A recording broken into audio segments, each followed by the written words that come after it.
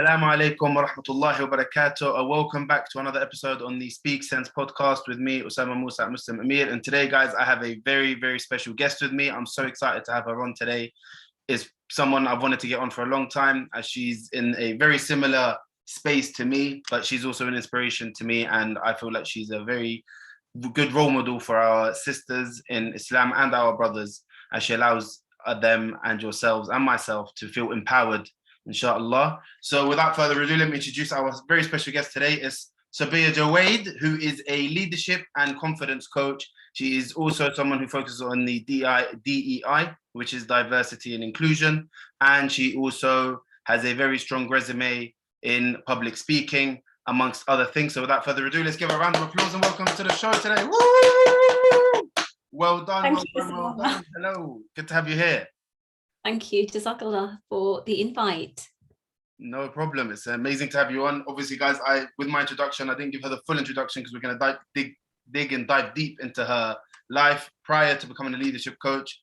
For those of you that don't know, stay tuned because you are going to hear a lot of things that will awe you and inshallah inspire you. So tell us a little bit about yourself and your journey of how you became who you are today.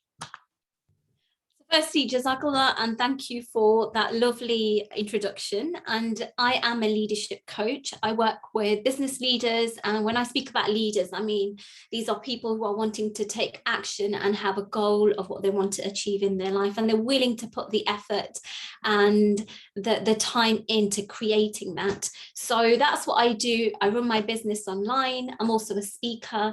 And another part of what I introduce into my work is my kickboxing background.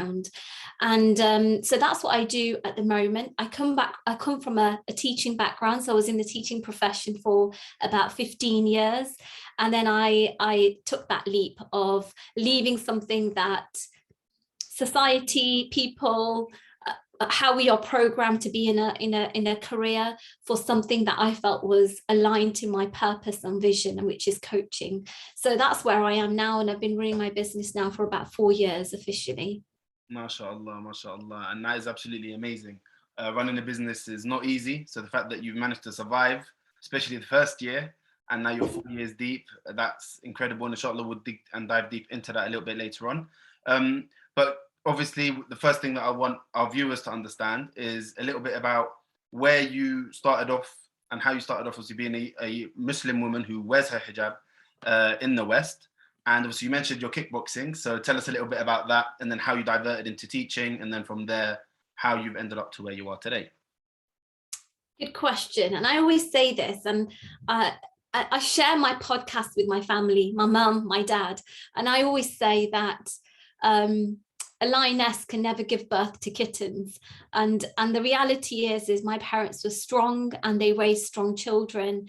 And both my mum and dad were strong leaders in their communities. And so this is what we grew up with. When I say we, I mean my siblings. And so we were always taught to lead, right? And so that came in different forms through education, through sportsmanship. And it was actually, in terms of kickboxing, which is what most people are interested in, is that my dad used to practice judo. And so the opportunity came where we could train as kickboxers. When I say me and my sister, we both trained. And it was something that we did extracurricularly. So that means that we were doing that outside of school, and at school we were focusing. And so it was just side by side. I went through my GCSEs, my A levels, went to university, even my initial career as a teacher, and side by side I was training as a kickboxer as well. And so I just set my goal to the fact that I wanted to get a black belt. And as I was training, I thought, okay, well, opportunities are arising. People within my club are competing nationally. Why can't I compete nationally? So it's something that I did, and alhamdulillah, I then qualified to go to Europe, and we went along to that, both me and my sister. So that's like a snapshot of what it was like. And it wasn't something that was completely alien. It's because I think knowing that my dad had done it was great, but then at the same time I was recognizing that we were crossing boundaries and barriers that other people hadn't. So it made me realize that this is new territory that we're stepping into, and more so me as I continue to use that and move along with that. So that's so interesting, because obviously one is you and your sister, so both females, Yes. that are practicing a sort of what people may regard as a predominantly male-dominated sport, especially because of the physicality. Obviously, we're in an era now where you see a lot more female fighters and combat sports women, especially like UFC and stuff, where it's really aggressive, but you see them there and they're dominating, and some of them are actually better fighters than men, with some respect. And just to give us a little, sort of backstory, what years were you sort of competing? And you say national levels, obviously you competed for Great Britain, and Yes. you obviously toured. And so what years did you do this? What years was it? So when I first started kickboxing, it was around the time of 9/11. So I was probably about 16, 17, 18. That's initially when the journey started. And it just continued. My journey in terms of just my kickboxing was prolonged. So it took me 10 years to get my black belt. But that's because coming from an Asian family, the priority always was, right, education is really, really vital. So there were no ifs or buts about the fact that you pause your career or your educations and then, do the martial art to a higher level. It was pursue your education. That is the absolute foundation. And if you have time and commitment, you can continue with your kickboxing. And the interesting thing is there were lots of my family members that were also part of our club, but slowly they fizzled out. And me and my sister continued. And that's also support from our parents as well, definitely, without a doubt. And that's why I actually asked. I mean, one, it's amazing to have parents that support you this much, especially given that you're from an Asian background. Obviously I'm from an Arab background. It's kind of rare to get, like, I have my parents, in particular my mum was very supportive of me. In your situation, obviously you have your dad and your mum both very supportive of you.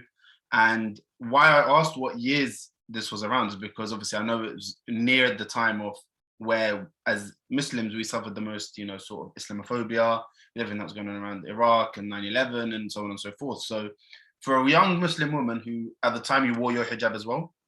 Absolutely, yes. This is why, and obviously I know this, but I want our viewers to also understand this, is that, you didn't just have to go through the barriers of being a female doing kickboxing. You had to go through the barrier of, I'm a Muslim woman who wears my hijab proudly, and I'm now competing at a national level for Great Britain, who at the time, it's not, for the younger generation, it's not how it is now, where we still suffer Islamophobia today, but it was no way near as extreme as it was back then.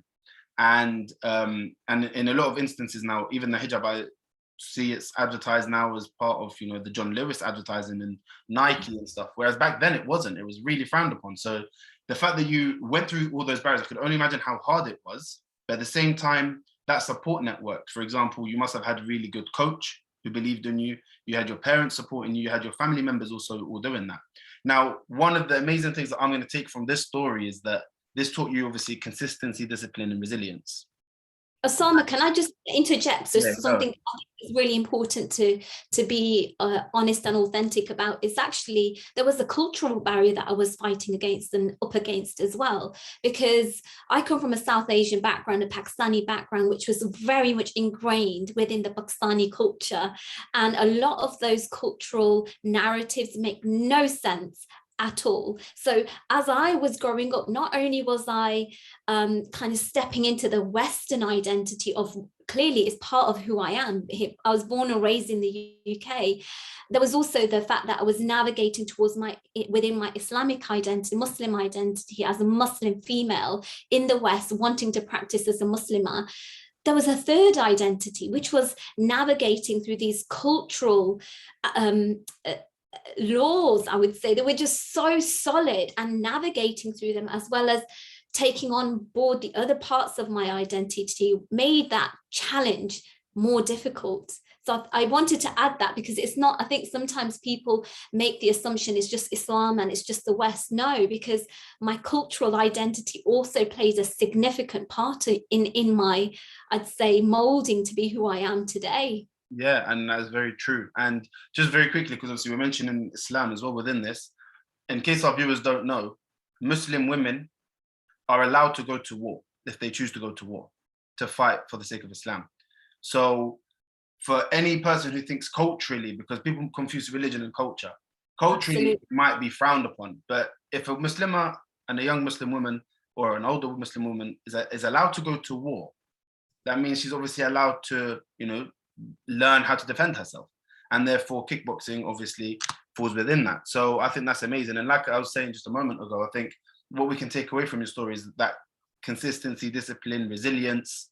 What that also done for you as a person and a personality is obviously you've developed those skills over time. And now as a leadership coach, obviously at the time you didn't know you were going to do this, but now 15 years on, where you're teaching leadership, you're teaching stuff of confidence, mindset.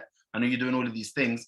And a big part of that obviously has to come down to those experiences that at the time you didn't know what they were doing for your personality, and they build you up. Now, along those lines, so that we're sticking within that, I want to know, what was it like growing up for you in the West? Obviously, I know you were born and raised in the Midlands.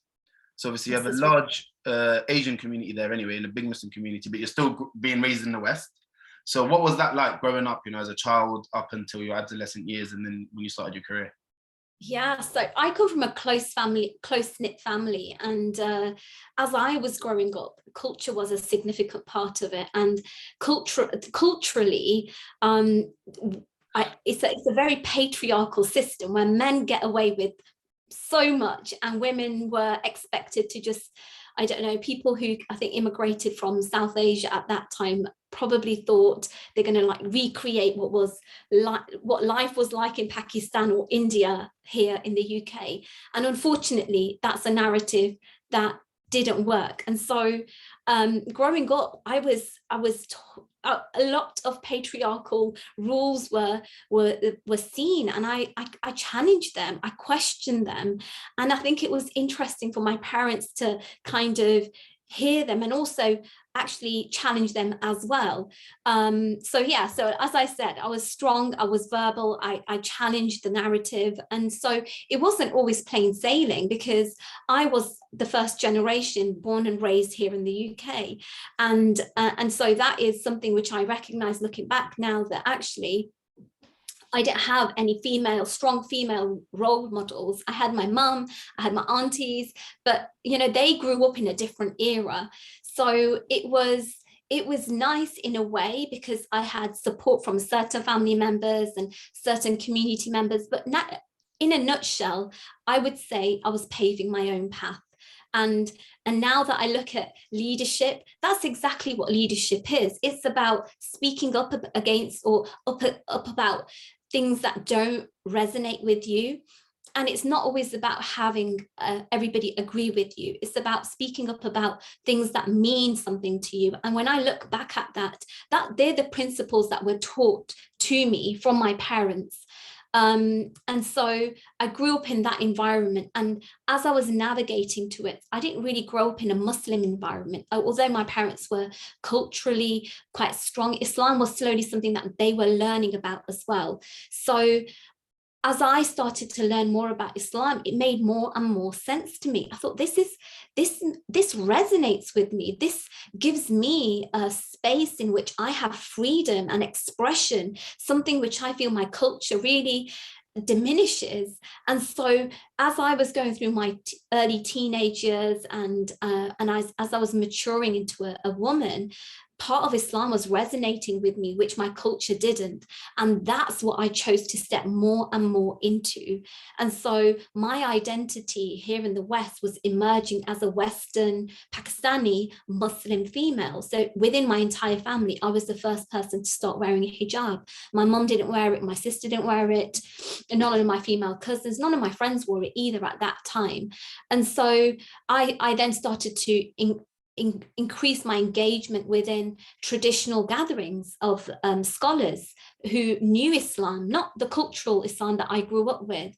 And that became more and more of what I embodied. So then came 9/11, and I knew exactly what I stood for. And so knowing and being rooted in that made me feel stronger in who I was. I think if my identity as a Muslim woman wasn't strong and it wasn't rooted in my values, I would have wavered. And I know lots of women were challenged and men were, but because I go back to those values that I established as I was growing up in the years before 9/11, I think that informed my identity as I was stepping into arenas that were different for me, such as kickboxing, such as university. You know, those people, they say, you know, your high vibe tribe, I refer to this, the people that elevate and lift you, come to you because of who you are. And I was very fortunate to have those people around me. I think there's so many amazing gems to take out of that. And one of them, or a couple of them, but the first one is the fact that you said you were the first one out of your family, you're the females, to wear the hijab. I think that's amazing, because that takes a lot of courage, especially being in the West. And number two, it's like, you didn't have to, you know, and obviously as Muslims, the hijab is completely up to the woman. You know, nobody should force her to wear a hijab. You should always advise and teach and educate as to why she should wear it, but the final decision is up to her. And the fact that you didn't have your mum or your sisters or your cousins or your friends wearing it and you still decided to wear it, that's amazing, and that shows the leadership traits within you. And number two, you were saying about how obviously growing up in the West, you yourself was decided to go away from that cultural sort of upbringing and decided to learn about Islam yourself. And within Islam, you found the freedom of expression, the freedom of, you know, thought, the freedom of doing what within reason, what you like, or, you know, you found the truth, let's say. And the reason I find this so important and amazing, because obviously growing up in the West, we already know how Western society views Islam on women, which is obviously the wrong ideology because they don't understand the religion. And number two, the fact that you were so young, because if you're saying, you know, up until 2001, you were going through this journey, so you were still in your teens, your adolescent. Yeah. And, you know, those are the years where a lot of us tend to go one way or the other. And for you to have chosen that path must have been, you know, very, very challenging, very inspiring. It's very inspiring for me to hear, because during those years, you know, I know certain people that went the other way. And to be a young woman in that environment and still be able to take that decision, that is honestly amazing. And for any young sisters that are watching this, it just goes to show that Sobiya had to go and research. It wasn't out of just because you wanted to. You actually went and researched. You went and did your little learning. You did your little, well, let me see, why is it that culturally we do this, but in the religion it says this? Oh wait, actually in the religion I can actually do more, or I have more rights, or whatever. So that's really, really amazing. I just want to add there as well, thank you. I just want to add there that I think naturally we're intelligent individuals, and when something is not in alignment with our, you know, in Arabic we call it the fitra, the nature that we have. When there are laws, or, you know, not laws, but when people are telling you a narrative, right? This, I'm now referring to the cultural narrative, like men can do this and women can't do that. It made no sense to me whatsoever. I was always challenging it, and I'm sure my parents were sick and tired of me hearing that. But I am sure they must have thought, oh my dear Lord, can this girl just stop challenging us? But it just made no sense. I grew up with two older brothers as well. So that made that setting even more, I suppose it gave me the chance to speak up more. So when I started learning more about Islam, I realized that these are, you know, like Khadija radiallahu anha, she was an entrepreneur and she was older than the Prophet, peace be upon him. And she asked for the Prophet, peace be upon him's hand in marriage. And I just thought, you know, this is incredible. This is teaching us something which shows the value of women. It shows that women can be strong. It shows that women are empowered. And it's not equal for equal. It was an alignment. I love that word, because it doesn't mean you've got to be equal. You can have strengths, and then the other gender can have strengths as well. It just resonated with me as a person, intellectually, spiritually, emotionally. And I think we mustn't move away from that, because sometimes in life you will come across things that you're not sure about, but what does your intuition say? What does your heart and soul say? Because if it's right, it will align with that.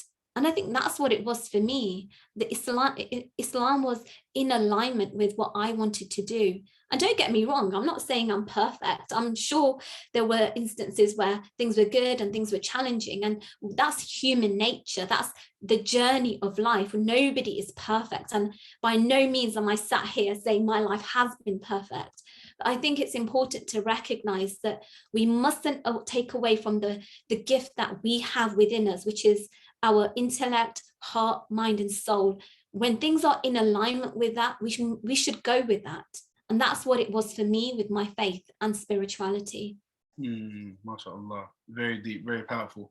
I've got a question. What did you aspire to be when you were so when you were younger? What did you aspire to be when you were older? What was... You don't want to know. I think I wanted to be a hairdresser when I was younger. And as I was growing up and I saw men in my family doing really well, I say that because I had a lot of strong men in my family, and the women were, you know, homemakers. So as I said, I was the first generation. So I realized that I need to have a career for myself.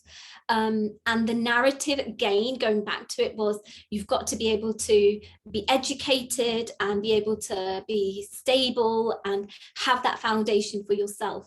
I didn't have a vision of what do I want to do in the world. So this is really interesting. It was more about what society expected.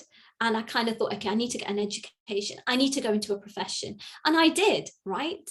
But that's where I came to probably in my, about, I'd say 5-6 years ago, where I realized, hold on a second, I've done everything that society and family expect of me. I've got an education, I'm in a profession, I'm married, I've got a family, I've got a car, I've got a home, but there's something missing in me, this desire of my higher calling. So, you know, going back to your question, it was very superficial. I think I wanted to be a hairdresser when I was younger, and then it was get into a profession, but it wasn't more deeper than that. I had a desire, but it wasn't in my awareness. Yeah, that's amazing. And obviously just going back to like your family and stuff, I think one of obviously the biggest influences that may have been on you becoming this strong as well was having the fact that you said you had 2 older brothers. And I usually see within families, when there's a couple of boys or a boy and then a girl, the girls tend to be a lot stronger because they're always having to fight with their brothers, and they get that. And I even see it with my siblings. My sister, so there's big age gaps between us, but my youngest sort of 4 siblings, it goes girl, then boy, then girl, then girl. The girl that's older than the boy is very feminine, very soft in terms of certain aspects. But because my younger brother is there, she was always fighting with him, right? But she's still very touchy and sensitive. The sister that's after the boy, she's very feminine in the sense of she likes to be like a sort of like a princess, but she's super strong because she's grown up with the fact that her older brother is there, and you know she would fight back with him, right? So she'd always, from when she was a baby, she was just always wrestling him, and because that's what she become accustomed to. Whereas the older one was accustomed to getting all the, you know, love and tender loving care from us because she was, you know, a young princess, young girl, whatever. So when my little brother came, she had to learn to fight after being, you know, having all the feminine touches. Whereas the one younger than her from early had to learn how to fight her battles against the brother, because ever since she was born, she was just always fighting him. And I find that the one that's younger than the boy, and it tends to happen when there's, you know, even for example, with my wife, she's, you know, got a couple of older brothers, and she's a very, very strong character, very strong personality. And it's being in that environment where you're surrounded by boys. And I think that comes across with, you know, maybe sort of your upbringing as well, and how you've become, you know, someone who's of a strong personality. I do think it varies from family to family.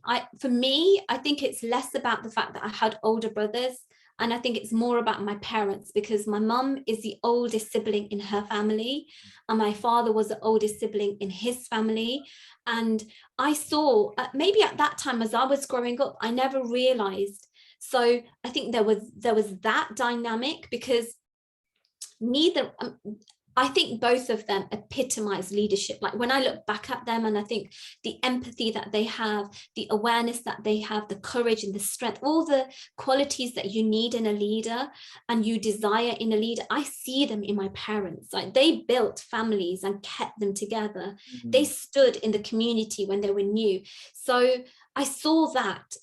Probably didn't have the awareness then, but I also think there's a natural nature we have as individuals. Some people are soft and they are more easygoing, and that's their, in coaching, we have personality traits. Like one of the ones that I know is the disc personality, right? Where you have the dominant, the inspirational, the secure, and the calculating. I think you have different personalities naturally. And so I think it's a combination of your natural being, as well as who do you see, who are the prominent people in your family, and how do they impact you? So, me and my sister are very different, but still we're very similar in certain ways as well. So I think it's, the way you're nurtured is also important as well. So yeah, that's just my point on that. Okay, that's amazing. And thank you for sharing, a little bit about your life prior to your career. But let's move on to sort of career business. So you said you've been in business for 4 years, and that's an amazing achievement. And for anyone that isn't in the business space, it's not an easy feat to be in business for that long, honestly speaking. And if you speak to many businesses, you'll find even in the business space that 80% of businesses tend to close within the first year of business. So the fact that you've been available and working for 4 years, that's an amazing achievement. So speaking of achievements, what would you say is your biggest achievement in business up until now? My biggest achievement is that I get to work with the most incredible clients and coach them. It's absolutely humbling and it's magical. And I don't want this to sound like it's fluffy, but truly the clients that I've worked with. So if you're listening to this and you're a client of mine, or you've been a previous client of mine, that has been my most significant achievement, because when I'm coaching my clients, I'm coming from a place of serving them powerfully, but I know that because they're in positions of leadership, after they've left my coaching space, they emerge as having certain things in their elements in their life completely transformed, which have come from the coaching space. And then they're going out and they're creating more impact in the world. And I think that ripple effect for me is, I don't even like to call it an achievement. I just say that is me online with my purpose and me creating impact in an indirect way. That's amazing, mashallah. And so that's amazing for an achievement. What would you say your biggest challenge, or the biggest challenge that you've had, or the biggest lesson so far? I think the challenge initially when I started my business was creating boundaries. I started my business and I run it from home, and I'm also a wife and a mother as well, and I have an extended family. So for me, the biggest challenge was creating those boundaries where work starts and work ends, and then I'm with my family, and that took some time for me to navigate. Especially, I think this is a challenge for many people. Sometimes I do coach around it, especially if people are running their businesses from home, is this element of boundaries where you say yes to one thing, you say no to another. And when you are able to create, it took a while, but being able to create that within the home is something that was a challenge, because it's so easier to have a meeting in the evening, but actually, no, hold on a second, that's my family time. And coming to that realization and creating those boundaries. So, when the workday starts, which is something I have now, when the workday ends, I think for me was a bit of a challenge to navigate too. But I think I have I'm happy with where I am now. Okay, that's amazing. And I think you're right. I mean, I see it even with people close to me that have businesses that they run from the comfort of their own home, and that sort of striking that balance between, work, life, family, even time for yourself. I was just speaking to someone close to me yesterday, or the day before yesterday, I think it was, and we were looking at his productivity, and he was telling me that he's afraid that he's about to reach burnout because of how much he's working, and then I just said to him, okay, let's look at your schedule. Let's see what's going on. He sent me a schedule. MashaAllah, it's full, absolutely full. And I said, listen, you need to take time out for yourself within these periods where it's not just intensive work, time for yourself, time for Sobiya, time for Osama. Like, you need to have that little moment of, because especially like you're a mother and you're a wife. So you've got the responsibility of your children. You've got the responsibility of your clients from work. You've got the responsibility of your husband. then you've got responsibility of the house, and I'm sure you and your husband work on the house together, but you still have all these responsibilities, and it's like, okay, when am I gonna have time for me, myself? Like, you know, so these is very, very important to have these boundaries. And it Really? also and obviously it has the biggest impact on your productivity levels, because if you are putting everyone before yourself, if it's essentially, you're going to reach a point where you're like, why am I even doing this work? It's become, you know, something that gives me stress.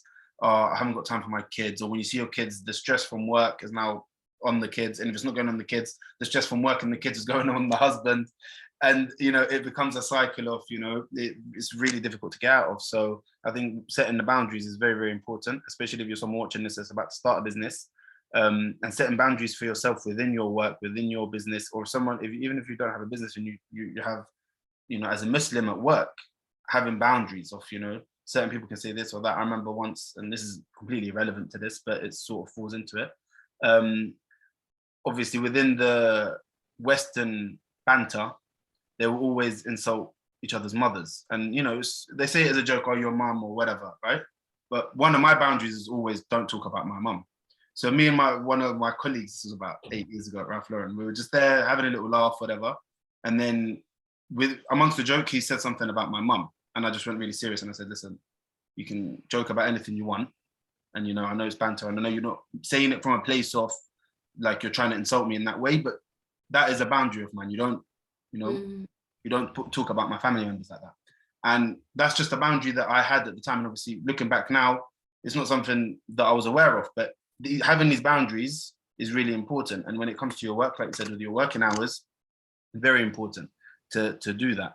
If you are going to give advice to the young you, let's say 20-year-old you, right? So you're not too young, you're at that sort of young adult age, maybe just coming out of university or about to start your life, let's say, the first stage of your life, after having all the fun for the first 20 years of your life. What piece of advice would you give yourself? So Osama, before I answer that question, can I just touch upon something about the boundaries? Because I think it's really important for other people, the listeners, to understand this, is that when I'm coaching around leadership, the key areas I focus on is priorities. And so when you know what your priorities are, those boundaries help you keep those priorities in check. So, and I think this is really important to mention, because I think people have this stereotype that if you're a strong, courageous leader who's a woman, it comes at the cost of being a wife and a mother. And I don't think that's true, because when you have those boundaries, you know when it's work time, and after that, you know when it's not work time. So for me, and this is something I may not openly share often, is that motherhood for me is one of my biggest priorities, because for me, I know that when you nurture a child, you're raising the next generation. And so when I go back to boundaries, is that it goes back to your priorities as well. You can have what you want and your priorities. And how do you get to do that? With boundaries, where for example, you're working, and then after a certain point, you're in the next role. Trying to do everything in one go is challenging. So you get to create your life the way you want it, according to your priorities. And I think boundaries are really important with that. So that's something that I just wanted to add there. Yeah, that's very true. And going back to your question about the 20-year-old, the advice I would give my 20-year-old self is, don't let fear hold you back, and don't let the judgments of other people hold you back from what you want to do. It's never going to serve you. That's amazing. Thank you for that, because I completely agree. You know, whatever you want to achieve in life is always on the other side of fear. You know, and the thing is, fear is important, because sometimes we're fearful of what others may say. Sometimes we're fearful of, it's not just fear in the oh, it's really scary, but fear shows up in different ways. Speaking up about what's important to you, owning what is right for you. You know, it plays into different elements such as guilt, shame, and blame as well. So I think it's really important to, I always go back to it. What does your heart, soul, and mind desire? What do you desire that's in alignment? And then continue to act according to that, because that's really important. And I didn't do that when I was 20. No way. People may have thought I'm courageous, but when I look back at myself, I just think, no, I was really fearful. No, and I completely agree. I mean, other people's judgments. That advice could apply to me at 20 years old as well. I mean, the lifestyle that I was living back then compared to now is, subhanAllah, it's very true, because especially from sort of the young teenage years, when your body starts developing and you start changing up until maybe when you finish university and just after university. For me, it was after university, actually. You're going through these years of trying to fit in, of really thinking and caring so much about what people are going to say about you. And, even in some cultures, I mean, in my culture, I'm Palestinian. So I know in my culture back home, in whether it's Palestine or Jordan, culturally, there's always these things of what's the society going to say about us? What are the neighbors going to say about us? It doesn't look good if we do this because of what people are going to say, not for any other reason. Literally, just because of what people are going to say, and that's engraved in the society and the culture. So there's a lot of things that occur in our culture that are literally based upon what the neighbor will say about you, or what the community is going to say about you. And growing up, I think, I mean, I've always been confident and fearless of certain things, but having that judgment of my friends or whatever was really a big impact on me. And then I remember one of the turning points for me is when, for example, when I really started taking my religion seriously and I started practicing it a lot more, all my non-Muslim friends, this was a really big change for them. And they were supportive, but also because it's such a big change and it's not something that they could completely understand, or, like, how have you changed this much, or why are you changing this much? If I was still in that sort of mindset of allowing people to dictate my emotions or whatever it is, then, I might not have been steadfast upon my religion. Also, when it comes to business, having that fear of taking that first step. So I know a lot of people within my circle, for example, might say to me, oh, you can't jump into business without a full-time job, start building it on the side or whatever. And yes, there's truth to that. But having that fear, if I just listened to them, maybe I would have never done it. And then you'd have never taken the first step. And then you're just 10 years later looking back going, I would just wish I'd done it, right? Now, fear is something, it's an emotion, which is natural. And to anyone watching this, if you are fearful of anything, that's fine. Appreciate that you have fear within you. It's how you can utilize that emotion. If you utilize that emotion to benefit you and to become a strength of yours, then that's amazing. Nobody has no fear. Everybody fears something or has a fear towards something. If you utilize that emotion and you try and make the most of it. So if you ask any sports person, just before their biggest, there's a Champions League final next weekend, for example. If you ask any of the 22 football players that are going to start that football match, if they are nervous before they kick the first ball, they will all say yes. And if they say no, they're lying. Everybody's going to have fear, because it's that fear of, this is the biggest moment in my career. I might win the biggest trophy. I might lose it. I might be the one that makes the mistake. I might be the one that scores the goal. So they're going to have that sort of fear. But the best of within the sports world, the best sports people, sportsmen or women, utilize that fear to bring the best out of them. And it's the same thing for you. So anything that you fear, just utilize that emotion to the best that you can. And it's courage, Salma. That's what it is courage. What is courage? Courage is acting in the face of fear. It's continuing to do what you want to do, even though you are fearful. And that's what courage is. And it shows up in different, it might be a conversation you need to have with a friend. It might be stepping into a sports arena. It might be doing a public speech, right? It might be coming onto a podcast. Fear is there to hold us back, to keep us safe. Like, physiologically, fear is there to keep you safe. And the reality of it is that sometimes we may feel that there is a fear when in actual fact there isn't. It's just a feeling, as you mentioned. But what do you do with that? When you step outside of that and deal with it, you're being courageous. And when you look back, you're going to acknowledge that you've been courageous. And that's going to help you grow. Inshallah. And seeing as we're talking about all of these things, obviously I want to keep it sort of business oriented now. What's one business tip you'd give to any of the viewers that maybe thinking to start business or are in business, or, you know, what's one business tip that you have that you think you could shed upon them? You win some and you lose some. So instead of money being like something you've got to hold on to, which the tighter you hold on to it, the more you lose. Like, you win some, you lose some. You've just got to be okay with winning it and losing it. Seeing like, and I don't know whether this is going to be something that resonates with people, but for me, the mindset of let's play the game of earning the money and playing the game for me means there's no attachment, right? The moment we become attached to it, then that's no good. And then equally, it's not just about playing the game, because see, this is part of my spirituality. Our faith is that when you give, you receive, right? It's the fundamental part of our faith, that giving in charity.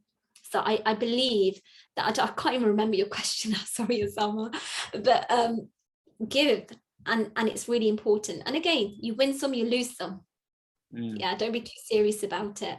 Yeah, it was one business tip that you give the audience. And I think, going off what you said, you win some, you lose some. There's a famous saying that says, some will, some won't, so what, right? So, you know, it's okay. And I just want to ask, actually, obviously we've mentioned faith, and obviously being Muslims, we have 5 prayers a day, obviously one being really early in the morning, all through to the evening. So do you have what sort of routines do you have in the morning or evening, if you have any? What does, you know, because I know some people prefer morning routines, some people have like an evening routine, some people have both, which is really, that takes a lot of dedication. So do you have any, and what's your routines? I do have a routine, and it's a significant anchor in my day, and that is so this is now me being really transparent. My morning routine means I've got to get out of the house and go for a walk by myself in the outdoors.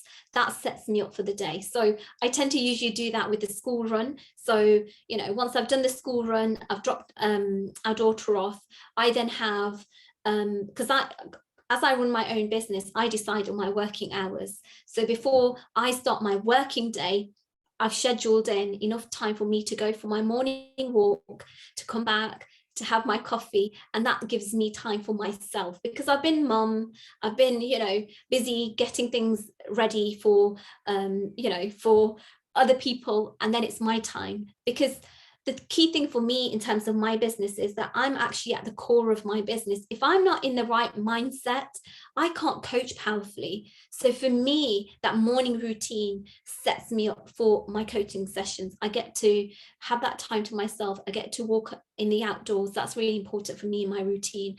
And as I've become more and more aware of my own self-care, that's something I've become more and more grounded into. So if I feel that it's been a busy day or I need some time out, I'll go out for a walk. So for me, I know what works for me and what doesn't work for me. So if I was to look at my daily routine, that is a key part of my routine, and that is the key part of my foundation for my day. Okay, that's very interesting, and I think it's super important. Just quickly, playing devil's advocate. So obviously you said you normally do it with your school runs. So on weekends, do you still maintain the same sort of routine, but obviously there's no school run, so you just go for the walk, or does it change on the weekend? It's different on the weekend. So that's my routine. That's my kind of routine when I'm working and when it's term time. And I have a different routine. And I've learned to accept that, because if I have the assumption and the expectation that when I'm with family and when I've got our daughter's 8 years, is inshallah going to be 8, she's 7 at the moment, for me to think that the way I'm going to have my week routine when she's not there and when my husband's at work is going to be the same when both of them are around and I've got family around, that expectation doesn't work. So my routine on weekends is very different. It's a lot more flexible, but I do take time out for myself to have maybe a walk by myself, and my family's recognize that. They know it's important for me. And I think that's important for any of the listeners to take on board, is that having time away for yourself is not selfish. Even if you're a mom or you're a dad or a business owner or a working professional, it's so important, because you are your own person and you need time away so that when you come back to other people, you're a better version of yourself. Yeah, I completely agree. And this goes back to what we were saying earlier about, you know, the person that I was speaking about regarding productivity and avoiding burnout and taking time out for themselves. is super important. I mean, even my mum, similar to you, she's a independent woman who works from home, got an online business, and she always likes to go for walks in the nature. We have a local park, obviously in the UK. We have many parks that are always green and beautiful to go for walks in, and she does that. And it's super important for her because that's where she's also most creative. She has the time away to think to herself, and ideas develop, and where you can produce powerful content and stuff like that. So very quickly, it's amazing to hear about these routines, and anyone that doesn't have a routine, I completely suggest and recommend for you to try and have one. Being consistent and disciplined with maintaining your routine is another challenge, obviously, that we can all go through. But if you have an idea of a good morning routine that you would like to have, then inshallah try and develop one. I'm going to leave you with one final question before we do a quick fire round. And obviously we've talked about advice for your 20-year-old yourself, we've talked about a business tip, but what's one thing, one piece of value, it could be anything, that you would like to share with our audience today and leave them with that? So one piece of value that is, going to be your sort of wow to them and to me, inshallah. For me, the biggest and most powerful foundation has been knowing your values. So when you know your values, and when I refer to that, is what is important to you, right? What's important to you, Osama, is different to what's important to me. And when we know what's important to us and we can rank that, they are your values. And when you know what your values are, what's important to you, you then get to make decisions and choices that are right with what's important to you. So let me give you an example. When you see people who are working all the hours that God sent them, right, and they are happy with that, it's because that's important for them. You might have another person who has to work, but they're not happy with that.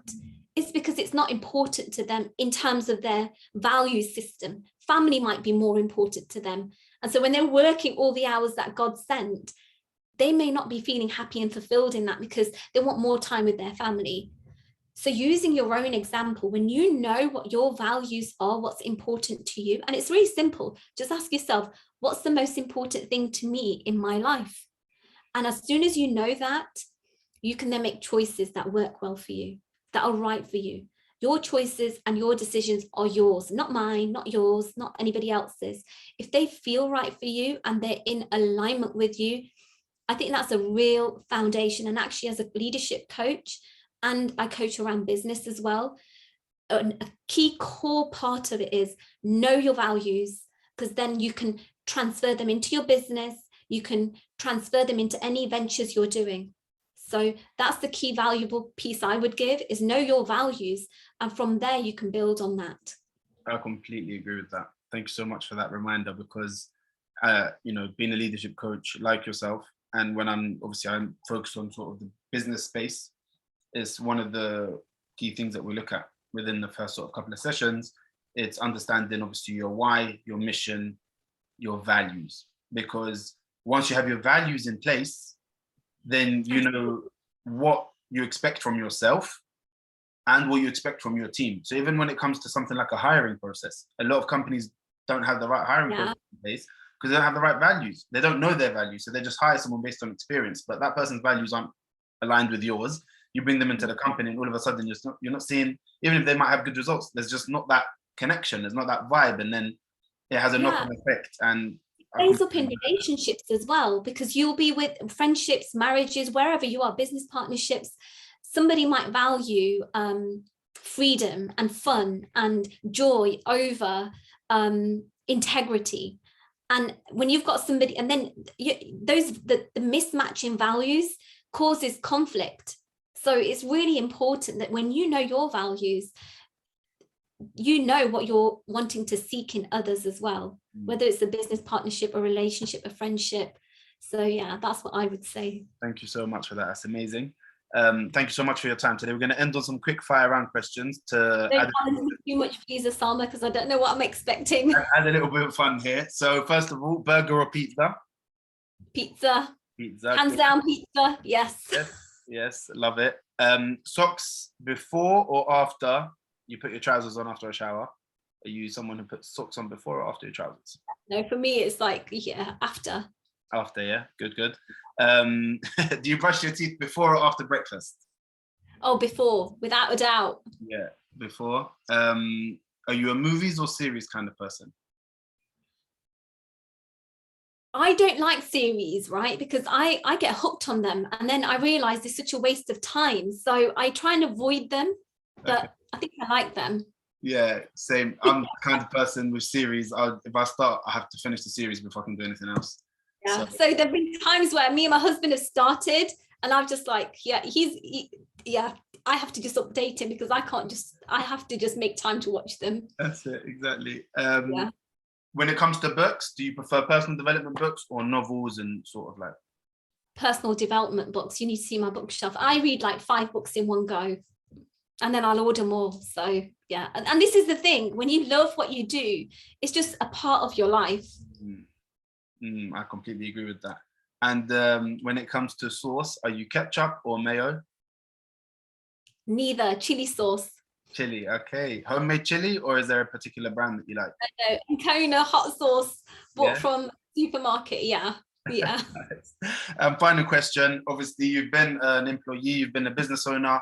What do you prefer, being a business owner or an employee? Business owner, hands down. Yeah. Fantastic. Sobiya, thank you so much for joining us today. It's been amazing. Guys, help me give me a round of applause. Thank you so much. You've shed so much value today, and inshallah, the viewers have enjoyed this just as much as I have, and they've benefited just as much as I have. So thank you so much. Guys, make sure to follow her on LinkedIn. If you have any socials that you'd like to share right now, please do. I'm on Instagram, I'm on LinkedIn, I'm on Facebook as well. So I'm sure you'll be sharing the links and connect with me, inshallah. Inshallah, we will. Once again, thank you so much, Jazakallah khair, for being here. Subhanakallah bihamdik. And assalamu alaikum wa rahmatullahi wa barakatuh. And we'll catch you on the next Speak Sense episode, inshallah. Jazakallah khair for tuning in. Assalamu alaikum wa barakatuh.